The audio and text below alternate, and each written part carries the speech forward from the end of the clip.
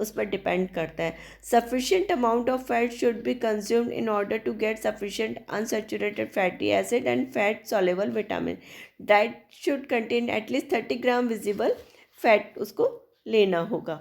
Next है calcium. Breast feeding is associated with transfer of approximately 200 milligram calcium per day. Supposing the retention of dietary calcium about 30% in pregnant mother has recommended additional 600 milligram calcium per day उसको आवश्यक है। Next है iron. Mother's milk is not good source of iron, बहुत अच्छा source नहीं होता है। It contains about 0.78 milligram iron, so loss iron from milk is about 0.5 milligram a day. Loss of iron from body is 0.77 milligram per day.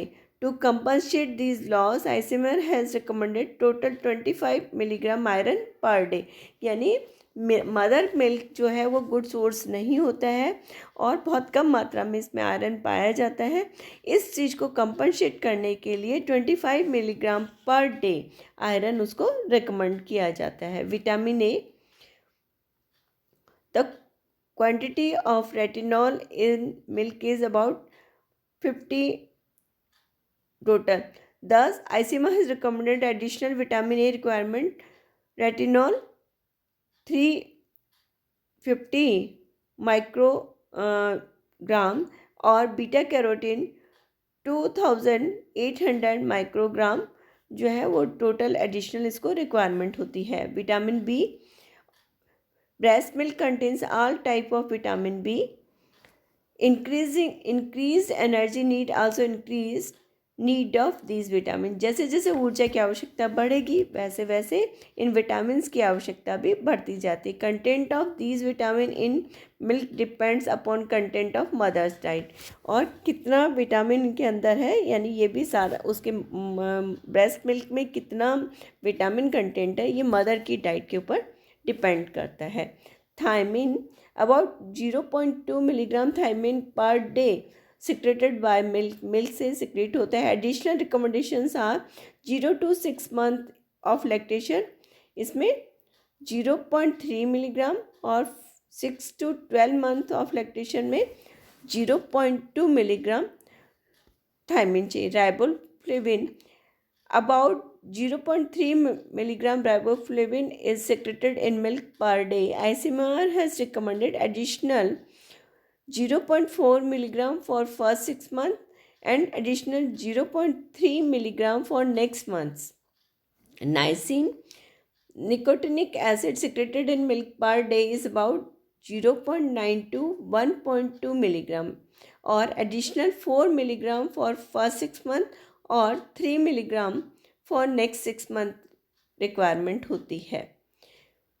Vitamin B six additional 0.5 milligram pyridoxine has been recommended. Vitamin B12 0.5 international unit is recommended. Ascorbic acid 3 milligram और additional 40 milligram has been recommended फिर consider cooking loss.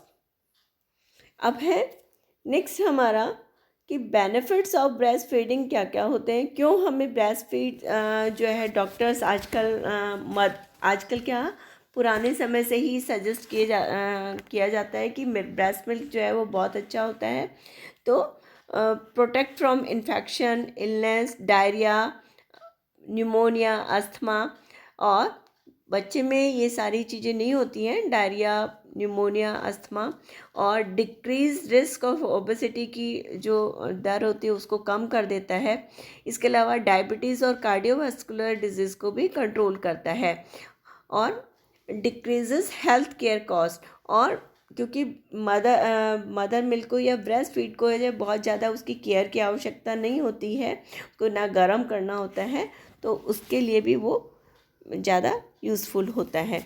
Mother के लिए किस तरह से होता है ये इम्पॉर्टेंट, स्टिमुलेट यूटेराइन कॉन्ट्रैक्शन यानी यूट्रस के कॉन्ट्रैक्शन को उत्तेजित करना। Convenient because no requirement of preparing, mixing and heating. और बहुत आसान होता है क्योंकि इसको प्रिपेयर करने, मिक्स करने और हीट करने में less expensive than formula feeding, reduce risk of breast cancer, ovarian cancer and osteoporosis. Next है हम इसको इस तरह से कंक्लूड कर सकते हैं, milk is exclusive source of nutrients and energy for infant, proper nutritional care is required for both infant and mother, breast feeding benefit यानी ब्रेस्ट फीडिंग मदर और बच्चे दोनों के लिए ही बहुत ज़्यादा महत्वपूर्ण है। इस तरह से हम कह सकते हैं कि धात्री अवस्था एक किसी भी महिला के जीवन की एक वो अवस्था होती है जिस समय मदर न केवल अपने ही आवश्यकताओं को पूरा कर रही होती है बल्कि अपने साथ साथ जैसे गर्भावस्था में भी अपने भ्रूण को भोजन मदर से मिल रहा होता है, वैसे ही ये अवस्था भी एक बहुत ज़्यादा महत्वपूर्ण होती है क्योंकि शिशु केवल अपनी जो भी आवश्यकताओं की भोजन संबंधी आवश्यकताओं के लिए माँ के ऊपर निर्भर करता है और शिशु की वृद्धि और विकास के लिए निहायत ही जो आवश्यक पोषक तत्व हैं वो उसे माँ के दूध से ही मिलते हैं। और माता जब भी अपने शिशु को स्तनपान कराती है और जब तक कराती है वो पूरी की पूरी अवस्था जो उसकी लैक्टेटिंग मदर की या धात्री माता की अवस्था कहलाती है और ये बहुत ज़्यादा इम्पॉर्टेंट होता है।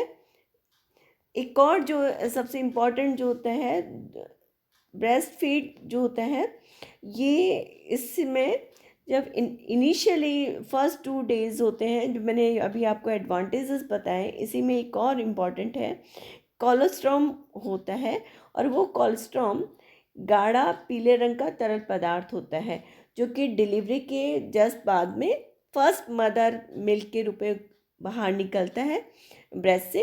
इसमें खनिज लवण, फैट, प्रोटीन अधिक मात्रा में होते हैं और ये जो कोलेस्ट्रॉल होता है ये शिशु के लिए बहुत ज़्यादा आवश्यक होता है। इसमें वे सभी पौष्टिक तत्व होते हैं जो कि उसकी वृद्धि और विकास में सहयोग करते हैं।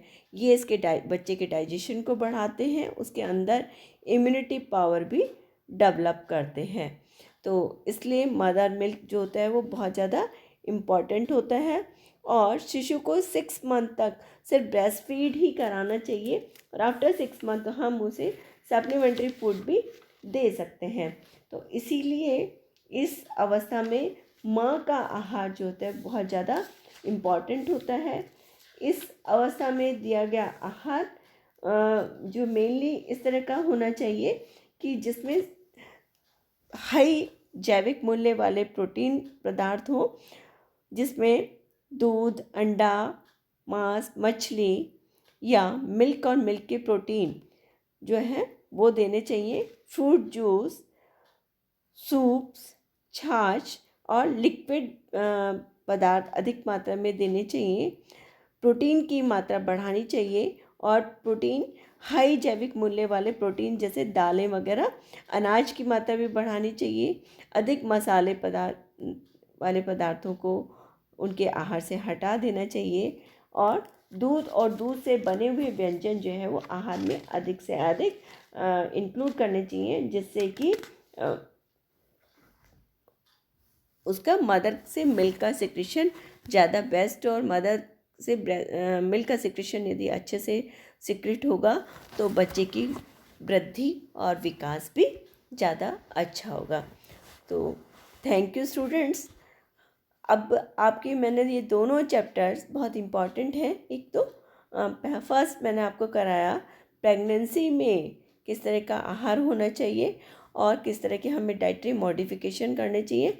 सेकंड मैंने आपको बताया लैक्टेशन पीरियड क्यों इम्पॉर्टेंट है और लैक्टेशन पीरियड का आहार में मदर के द्वारा लिया गया आहार का बच्चे के ऊपर क्या प्रभाव पड़ेगा और मदर की डाइट में किस तरह के हमें मॉडिफिकेशंस करने हैं जिससे कि मदर की खुद की आवश्यकताओं के साथ साथ शिशु की भी भोजन संबंधी या पौष्टिक तत्वों संबंधी आवश्यकताएं पूर्ण हो सके।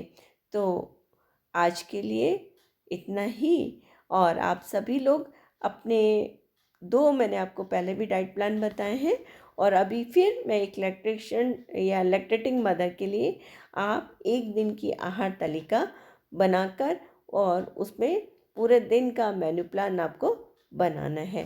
Thank you students.